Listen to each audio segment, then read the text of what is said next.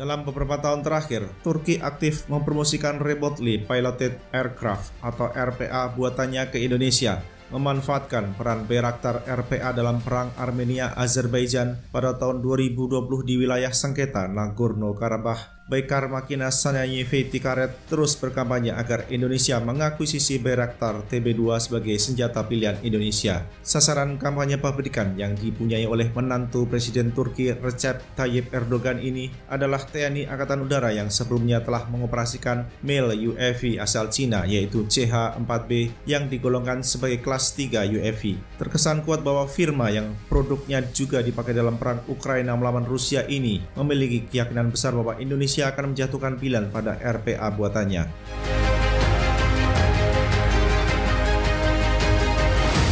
Indonesia terkesan bersikap tarik ulur untuk pembelian lanjutan RPA setelah pada MEF 2015-2019 yang mengakuisisi UAV buatan Cina.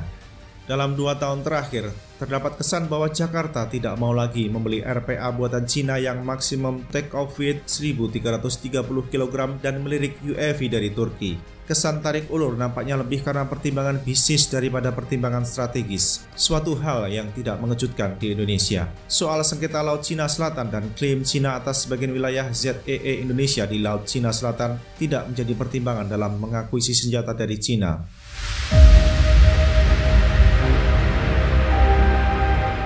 Namun dalam revisi usulan pemenuhan kebutuhan pembangunan Sishanet tahun 2020-2024 tanggal 23 Agustus 2021 yang diusulkan oleh Menteri Pertahanan kepada Menteri Perencanaan Pembangunan Nasional atau Kepala Bappenas dan Menteri Keuangan, pada akhirnya Kementerian Pertahanan mengajukan pengadaan CH-4B produksi CSAC sebagai pilihan untuk TNI Angkatan Udara dalam daftar rencana pinjaman luar negeri jangka menengah DRPLNJM khusus untuk Kementerian Pertahanan yang diterbitkan oleh Kementerian Perencanaan Pembangunan Nasional atau Bappenas pada 8 Maret 2022, tercantum program Unmanned Combat Aerial Vehicle atau UCAV bagi TNI Angkatan Udara di dalamnya. Program tersebut memerlukan pinjaman luar negeri atau PLN sebesar 255 juta US dollar dan 45 juta US dollar rupiah murni pendamping. Nasib rencana akuisisi UCAV selanjutnya tergantung pada daftar rencana prioritas pinjaman luar negeri atau DRP PLN alias Green Book.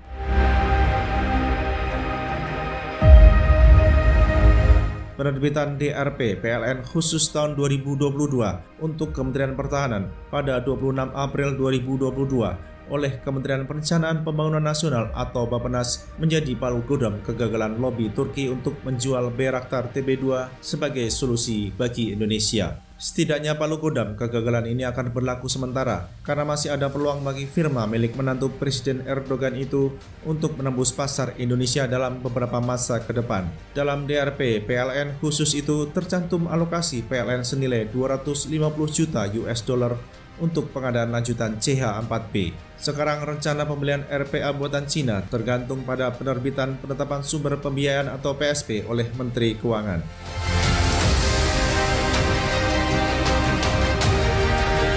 Apakah Menteri Keuangan akan merestui pembiayaan akuisisi lanjutan CH-4B tahun ini? Jawaban atas pertanyaan itu akan dapat dilihat pada PSP yang ditandatangani oleh Menteri Keuangan. Sobat Militer Channel akan terus memberikan informasi terbaru mengenai rencana Indonesia membeli UAV yang operasionalnya dinilai tidak memuaskan oleh beberapa negara Arab ini.